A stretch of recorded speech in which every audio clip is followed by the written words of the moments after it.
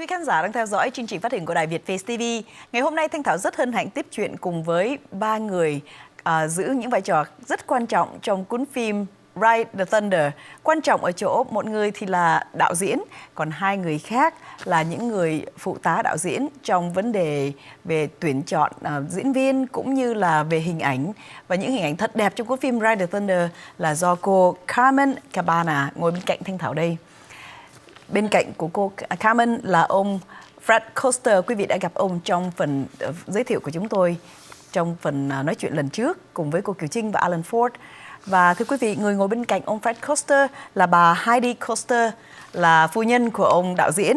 Và cả ba người sẽ nói chuyện với Thanh Thảo cũng như giới thiệu đến quý vị những điều quý vị cần biết về cuốn phim Ride the Thunder. Không phải từ cuốn phim mà quý vị nhìn thấy trên màn ảnh, mà là những việc họ đã làm đằng sau hậu trường sân khấu để đưa cuốn phim đó đến với quý vị. Xin kính chào quý vị và mời quý vị theo dõi phần nói chuyện của chúng tôi. We will conduct the interview in English in a moment, but let me tell my viewers that the movie is in English. Oh, great. Okay. Thưa quý vị, cuốn phim này được thực hiện và tài tử nói tiếng Anh, cho nên nếu quý vị yêu thích cuốn phim này, nhất là những quý vị cao niên, xin quý vị đem theo con cháu hoặc em trong nhà để những người này giải thích cho quý vị những điều mà các diễn viên cố tình gửi gắm đến quý vị bởi vì là tiếng Anh và rất tình cảm. Họ có những xúc động thật sự trong cuốn phim. Nếu mà quý vị hiểu được thì quý vị sẽ thấy cuốn phim còn hay hơn nữa. Một lần nữa, cuốn phim đang được trình chiếu tại Regency Theatre, địa chỉ là 6721 đường Westminster, thành phố Westminster. Cuốn phim đang được chiếu 10 suất một ngày. Nếu quý vị không mua được vé thì quý vị cứ chờ, sẽ có suất khác trong cùng một ngày. Và mời quý vị theo dõi phần nói chuyện. Let's start with Heidi. The woman behind Fred Koster must be a strong woman. For the movie to be successful as it is right now, I believe the casting is really important. Absolutely. Could you tell us how difficult was the casting as compared to other casting?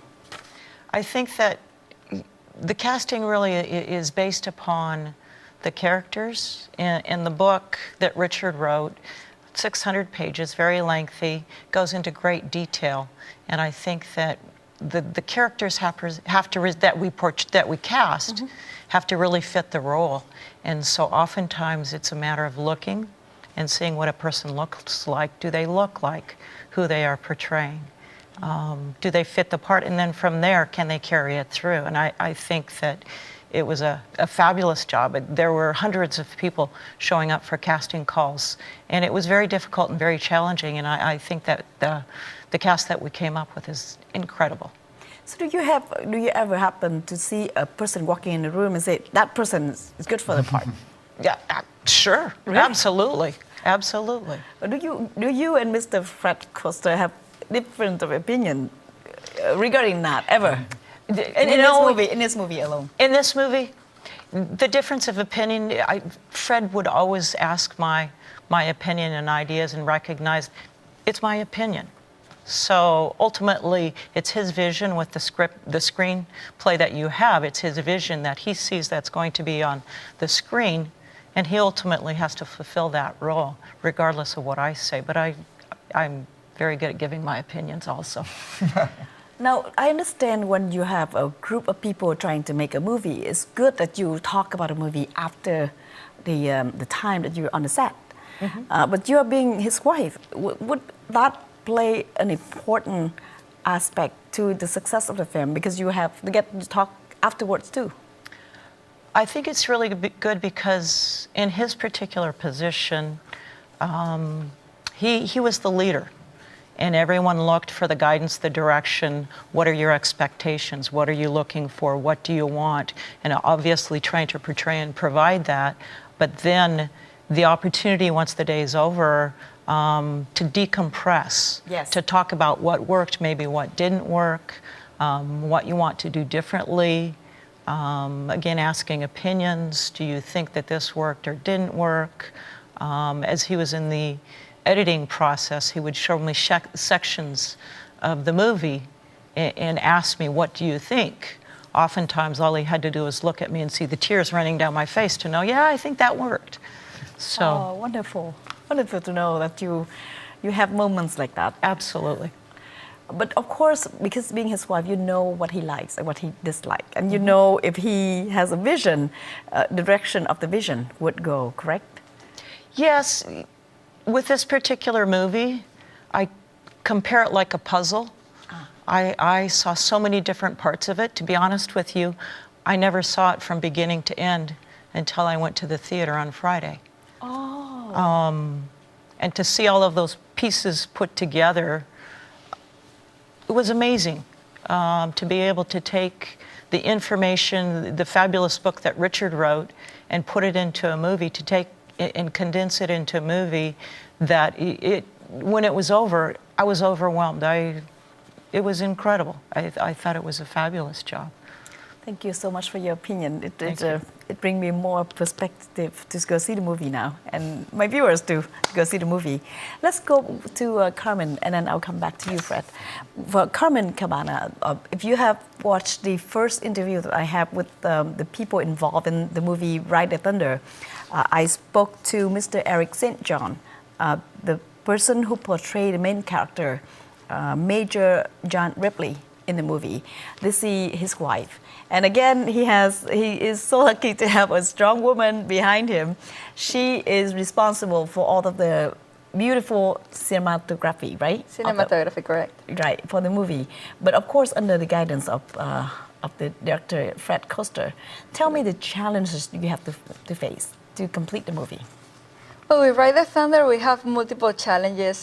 For one, Hawaii is a beautiful location, yet difficult in the sense that the weather changes. Like we have many scenes where we'll start filming in the sun, and then suddenly rain will come in, or like clouds will change the lighting, or we have to hike to certain areas to get to these locations. But overall, you know, every challenge you feel very motivated to overcome when you have a great film like this, and a director that is so specific with his vision. Like Fred told me from the very beginning, you know, I want to represent the beauty of Vietnam. I want this film to feel majestic, to feel large, and I want that when people see it in the theater, they're blown away by, you know, by the way it looks and by the nature. And I think that's that made a lot of sense because it's a beautiful representation of the tragedy that the Vietnam War was. Because Vietnam is a very, very gorgeous, you know, country with so many resources and so many things. So we really wanted to people in the audience not only to remember those moments there, but remember how their country was like, and you know what it felt to be there. Even though, you know, we filmed it in Hawaii, but that was very important to remind people their homeland. I've seen some of the shot. I haven't seen the movie, but I've seen some of the shot in the trailer, and some of the shots show people, dead corpse hanging with their feet hanging from a very different angle than from any other movies about Vietnam War that I've seen. My reaction was that it was so beautifully done, and it's actually had a very sad, poetic element to it. Was it your idea or his idea? Do you ever have differences in opinion? Actually, I think we're both very compatible. Yes.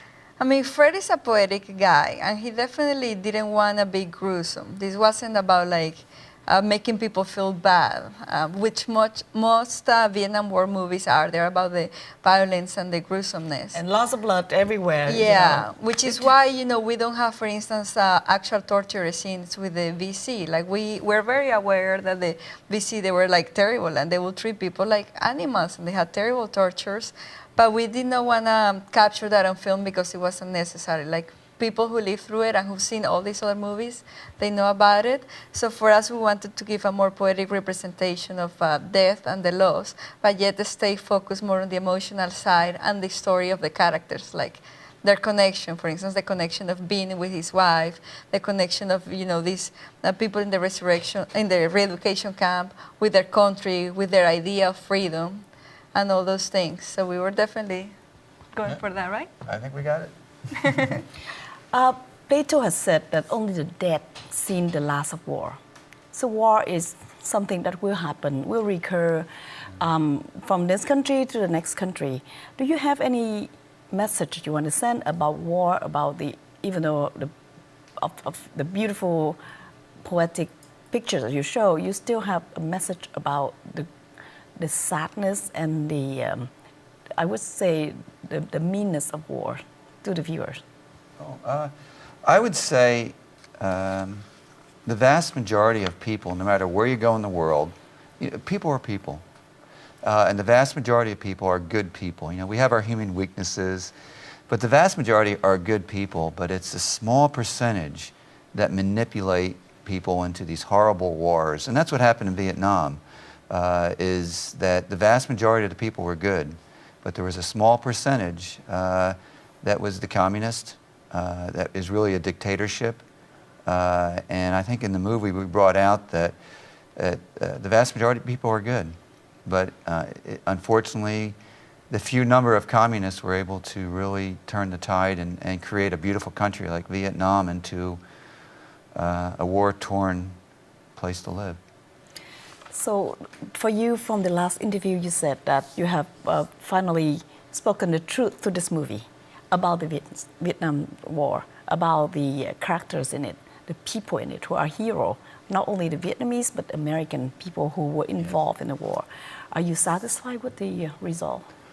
It's only the beginning, because we have an hour, 45 minutes to tell the story. So this is a beginning of telling the truth. But I'll tell you, I think after watching the movie, people will have a different perspective of the Vietnamese people. The Vietnamese people that see it will feel, I think a lot of them have felt redeemed, in the sense that, okay, now America is going to know the beginning of the truth, because the truth is so large. And I think down the road what we'll probably do eventually is do subtitles, because I really want the Vietnamese people who speak only Vietnamese to understand what's said in the movie, because there's been a lot of thought and research put into the movie to deliver the true story, and to also understand with the people of Vietnam that you fought very hard for your country. The Americans went over there, fought very hard with you, and the war was actually won, but then the Vietnamese people were betrayed. What about the veterans? You said that The were American veterans. veterans? Yeah. Yeah, Who came to see the movie? Oh, yes. Reaction? This movie is for all of America, first of all. It's a special movie for the Vietnamese because it tells the truth of your story. The other one is that it's for all of America. And Richard and I, along with the whole crew and cast, we want America to know the truth. And this is the beginning of the truth. And this film is going to spread throughout the country. And it will really change people's perspective of the Vietnamese people of the war, and also American veterans who, our American veterans, along with the Vietnamese people, have been portrayed terrible in Hollywood movies. Terrible, and it's not the truth. So this is the beginning. And I think we're on a journey to right a wrong. And to me, many people suffered and sacrificed during the Vietnam War. And what better way than to tell the truth, to honor them? Thank you so much, Mr. Koster, and Mrs. Koster, Heidi, and then Carmen Cabana, for being here with us and telling my viewers about the truth about the movie. Again, please go to the theater. Thưa quý vị, xin quý vị nhớ đến xem rạp phim Ride the Thunder tại rạp Regency Theater tại thành phố Westminster. Sự đóng góp của quý vị chắc chắn sẽ giúp cho cuốn phim này được chiếu rộng rãi toàn nước Mỹ sau ngày 2 tháng 4, và điều này sẽ là một niềm hãnh diện chung cho tất cả chúng ta, cũng như là một niềm an ủi lớn lao, niềm khích lệ cho tất cả những người đã cộng tác hoặc đã đóng trong cuốn phim Ride the Thunder của tác giả cũng như là nhà sản xuất chính, ông Richard Botkin. Xin cảm ơn quý vị đã theo dõi phần nói chuyện ngày hôm nay, và hẹn gặp lại quý vị trong chương trình kỳ tới. Thank you very much again. Thank you very much.